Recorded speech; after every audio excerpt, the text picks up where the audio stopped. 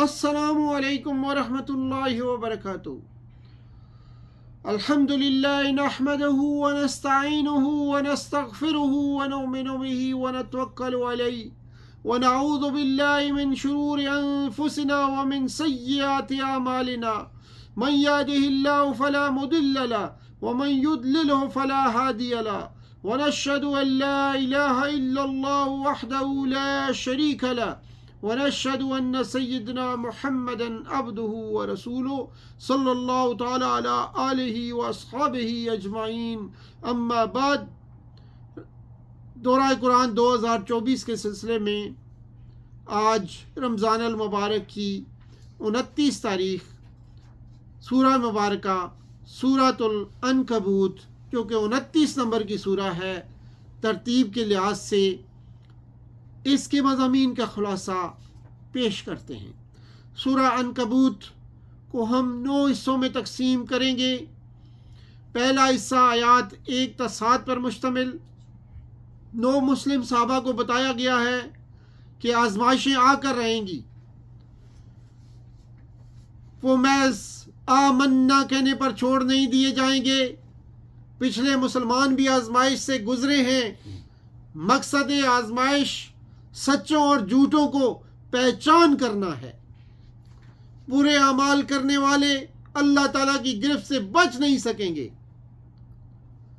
اللہ تعالیٰ سے ملاقات یعنی لقاء اللہ کی امید رکھنے والوں کو معلوم ہونا چاہیے کہ مقررہ وقت آنے والا ہے۔ ایمان لا کر جدوجہد کرنے والوں کی محنت رنگ لائے گی اور خود ان کے لیے نفع بخش ثابت ہوگی۔ چنانچہ فرمایا وَمَن جَاهَدَ فَإِنَّمَا يُجَاهِدُ لِنَفْسِهِ، ان کی برائیاں معاف کی جائیں گی اور انہیں نیکی کی جزا ملے گی۔ اس کے بعد دوسرا حصہ آیات 8 تا 13 پر مشتمل ہے۔ 9 مسلم صحابہ اکرام کو حکم دیا گیا کہ وہ مشرک سرداروں کے دباؤ میں نہ آئیں۔ والدین کے ساتھ احسان کا حکم دیا گیا ہے، لیکن شرک پر اصرار اور دباؤ ہو تو والدین کی اطاعت نہیں کرنا چاہیے۔ اس موقع پر ان کمزور مسلمانوں کے نفاق پر گرفت کی گئی ہے جو ہجرت حبشہ سے متردد اور سرداران قریش سے خوف زدہ تھے۔ منافق آمنا آمنا کہتے تھے، لیکن لوگوں کے فتنے کو عذاب الہی کی طرح اللہ سمجھتا ہے۔ کامیابی ہو تو اپنی رفاقت کا احسان جتاتا ہے، سینے کے رازوں سے واقف ہے۔ اللہ تعالیٰ یہ ظاہر کرنا چاہتا ہے کہ کون مومن ہے اور کون منافق۔ چنانچہ فرمایا وَمِنَ النَّاسِ مَن يَقُولُ آمَنَّا بِاللَّهِ فَإِذَا أُوذِيَ فِي اللَّهِ جَعَلَ فِتْنَةَ النَّاسِ كَعَذَابِ اللَّهِ وَلَئِن جَاءَ نَصْرٌ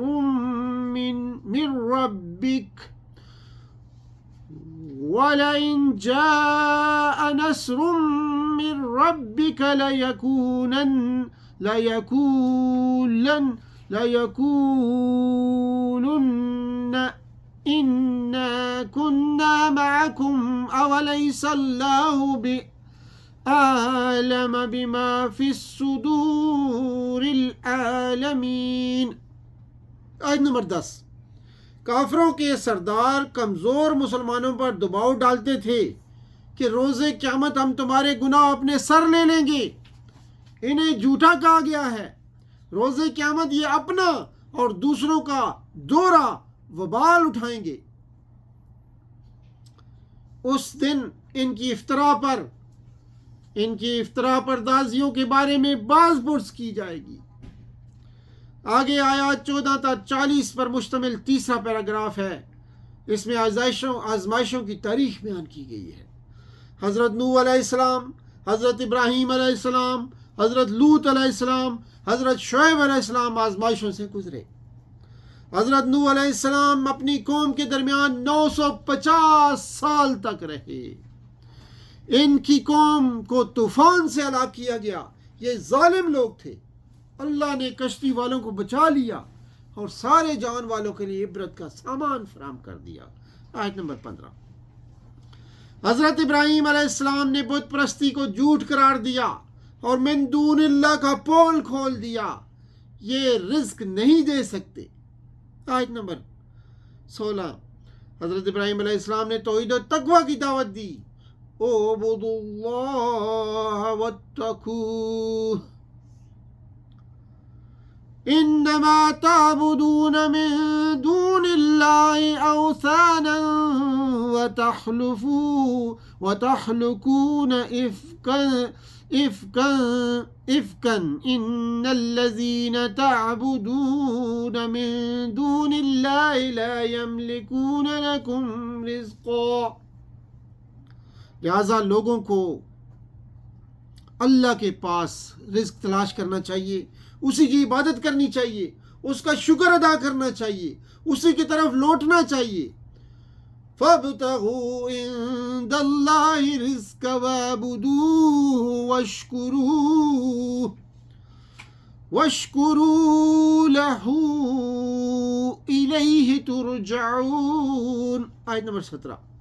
پچھلی قوموں نے بھی تکذیب کی. رسول کا کام تو صرف بلاغ المبین ہونا ہے. وَإِن تُكَذِّبُوا فَقَدْ كَذَّبَ مِن قَبْلِكُمْ وَمَا عَلَى الرَّسُولِ إِلَّا الْبَلَاغُ الْمُبِينُ. حضرت ابراہیم علیہ السلام نے توحید کے متعدد عقلی دلائل پیش کیے. اللہ ہی خالق، اللہ ہی خلق کی ابتدا اور اعادہ کرتا ہے. یہ اللہ کے لیے آسان ہے. اللہ ہر شے پر قادر ہے. اللہ چاہے تو سزا دے، چاہے تو رحم کرے. اللہ کو زمین و آسمان میں عاجز نہیں کیا جا سکتا. اللہ کے غضب سے بچانے والا کوئی ولی اور نصیر نہیں ہے. آیت نمبر 21 اور 22 میں یہ واضح کر دیا گیا ہے. پھر آیت نمبر 23 میں بتا دیا گیا یہ کافرین اور منکرین آخرت، کافرین اور منکر آخرت رحمت الہی سے مایوس ہیں. ان کے لیے دردناک عذاب ہوگا. حضرت ابراہیم علیہ السلام کی قوم نے انہیں قتل کرنے یا زندہ جلا دینے کا مشورہ دیا. اقتلوہ او حرقوہ. اللہ نے انہیں آگ سے نجات دی. اس واقعے پر اس ایمان آزمائشوں کی تاریخ جان کر اپنے اندر حوصلہ پیدا کر سکتے ہیں. اہل ایمان اس واقعے سے آزمائشوں کی تاریخ جان کر اپنے اندر حوصلہ پیدا کر سکتے ہیں. حضرت ابراہیم علیہ السلام پر صرف ان کے بھتیجے حضرت لوط علیہ السلام ایمان لے کے آئے. اعلان کیا میں اپنے رب کی طرف ہجرت کرنے والا ہوں. فآمن له لوط وقال انی مہاجر الی ربی. آیت نمبر 26. حضرت لوط علیہ السلام نے اپنی قوم سے کہا فحش کام نہ کرو جو دنیا میں پہلے کسی نے نہیں کیا، یعنی مردوں کے ساتھ لواطت. آیت نمبر 28 تا 29 میں یہ بات آتی ہے. یہ لوگ اس قدر بے شرم تھے کہ مجالس میں منکر افعال کیا کرتے تھے. آیت نمبر 29 میں آتا ہے قوم نے عذاب کو دعوت دی.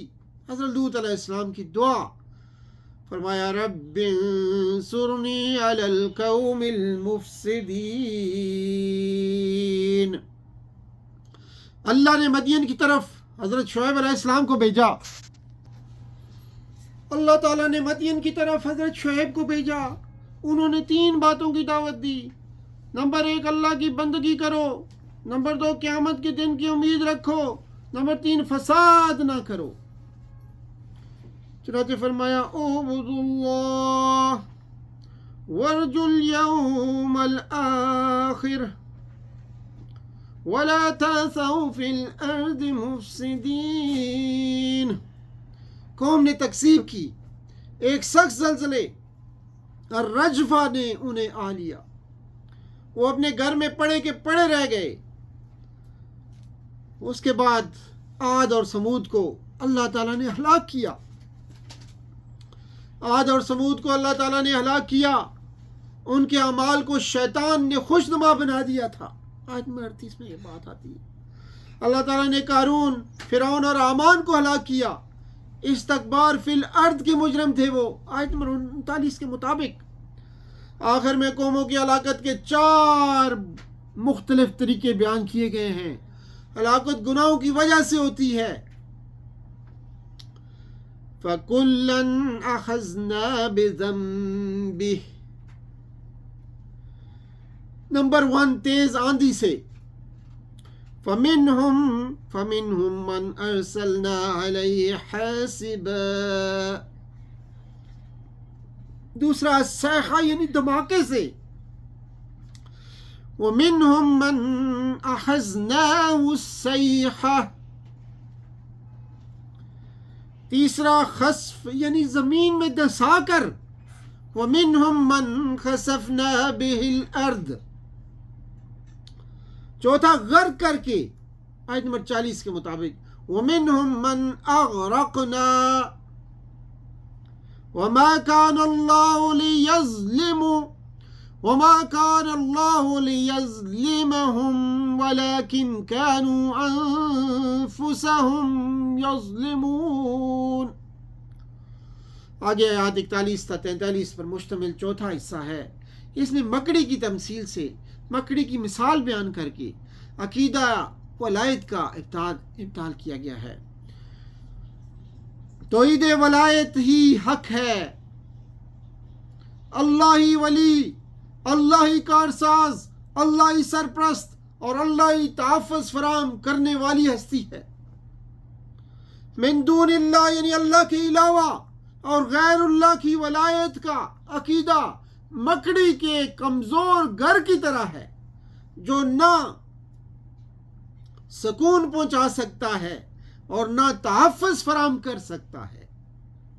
اللہ کا سہارا مضبوط سہارا ہے اور غیر اللہ کا سہارا نہایت کمزور ہے۔ جن لوگوں نے اولیاء بنائے ان کی مثال مکڑی جیسی ہے۔ چنانچہ فرمایا مثل الذین اتخذوا من دون اللہ اولیاء كمثل العنكبوت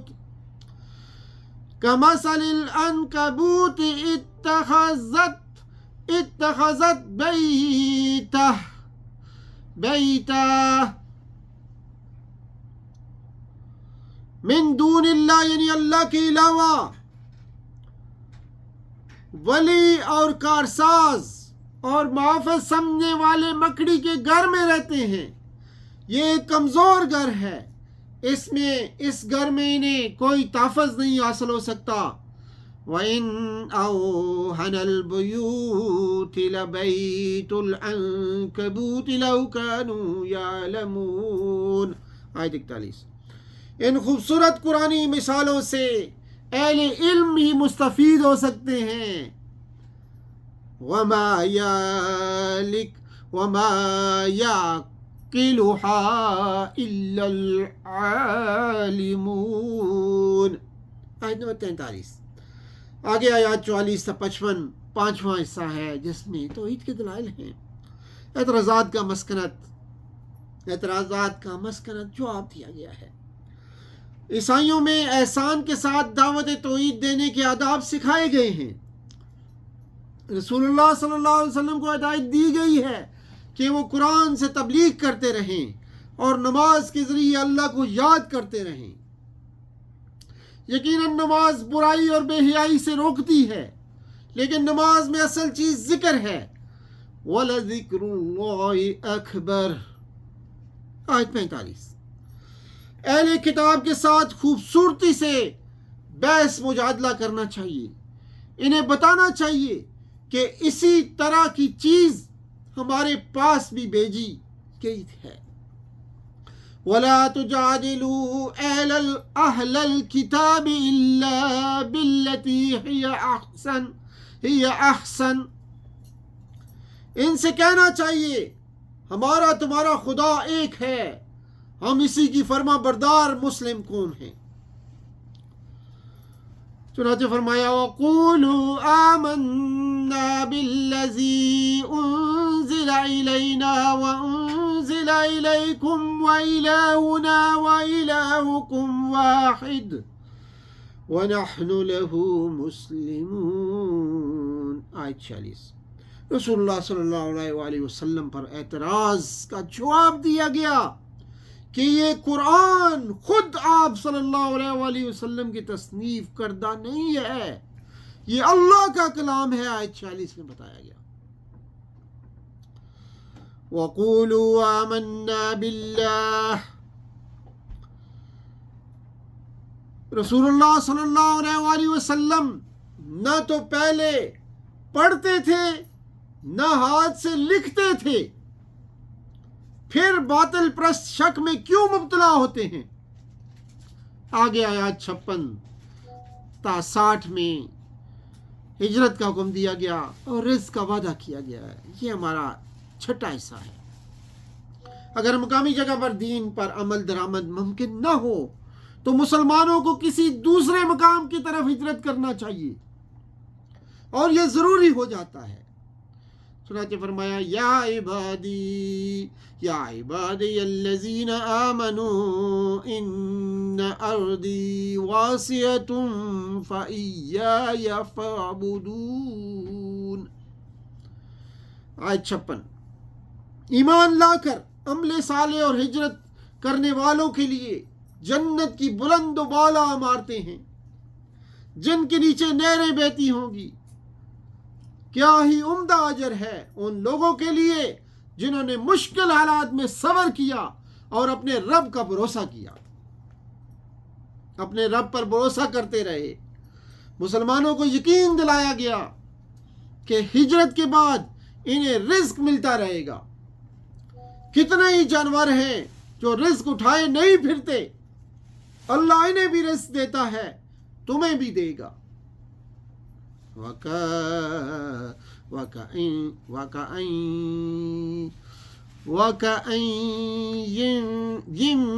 مِّن دَابَّةٍ لا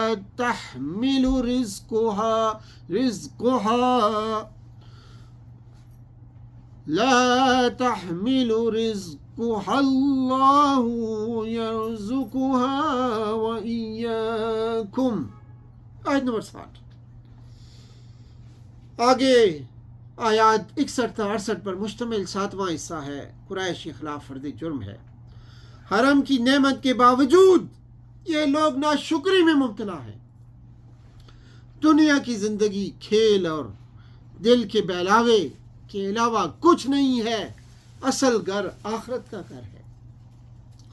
یہ مشرک کشتی پر سوار ہو کر موحد بن جاتے ہیں، اللہ کی اطاعت کو خالص کر کے دعا کرتے ہیں، لیکن نجات کے بعد شرک کرنے لگتے ہیں۔ انہیں مہلت دی جا رہی ہے۔ اللہ نے مکے کو پرامن جگہ بنایا ہے، جبکہ گرد و پیش میں لوگ اچک لیے جاتے ہیں۔ اہلیہ نے یہ امن قائم نہیں کیا، یہ باطل کو مانتے ہیں، حق کو نہیں۔ ایسے کافروں کے لیے جہنم کی سزا ہے۔ آگے آیت نمبر 59، یہ 8واں حصہ ہے۔ نو مسلمانوں سے ہجرت افشا کے بعد اعانت کا وعدہ کیا گیا ہے۔ جو اللہ کے لیے تگ و دو کرتے ہیں، کوشش کرتے ہیں، اللہ انہیں اپنا راستہ دکھاتا ہے۔ یہ محسن ان کے ساتھ اللہ ہوتا ہے، یہ محسن ہیں اور ان کے ساتھ اللہ ہوتا ہے۔ وَالَّذِينَ جَاهَدُوا فِينَا لَنَهْدِيَنَّهُمْ سُبُلَنَا وَإِنَّ اللَّهَ لَمَعَ الْمُحْسِنِينَ۔ آیت 59۔ نمبر 69، جو لوگ ہماری خاطر مجاہدہ کریں گے انہیں ہم اپنے راستے دکھائیں گے، اور یقیناً اللہ نیکوکاروں کو کے ہی ساتھ ہے۔ اس آیت میں یہ بشارت پوشیدہ ہے کہ ہجرت حبشہ کے بعد ہجرت مدینہ اور پھر بدر، احد، احزاب، صلح حدیبیہ، خیبر، فتح مکہ، تبوک کے مراحل آئیں گے، اور پھر اس کے بعد مشرق و مغرب میں اسلام کی دعوت کی توسیع ہوگی۔ ہر مرحلے پر اللہ تعالیٰ موصل مسلمانوں کو اپنے سبل یعنی راستوں کی طرف رہنمائی کرتا رہتا ہے اور کرتا رہے گا۔ مرکزی مضمون سماعت فرمائیے، اہل توحید کو آزمائشوں سے گزرنا پڑتا ہے، ہجرت کی نوبت بھی آ سکتی ہے، اس سے گھبرانا نہیں چاہیے۔ اسی پہ اکتفا کرتے ہیں۔ سبحان ربک رب العزت عما یصفون والسلام علی المرسلین والحمد للہ رب العالمین، والسلام علیکم ورحمۃ اللہ وبرکاتہ۔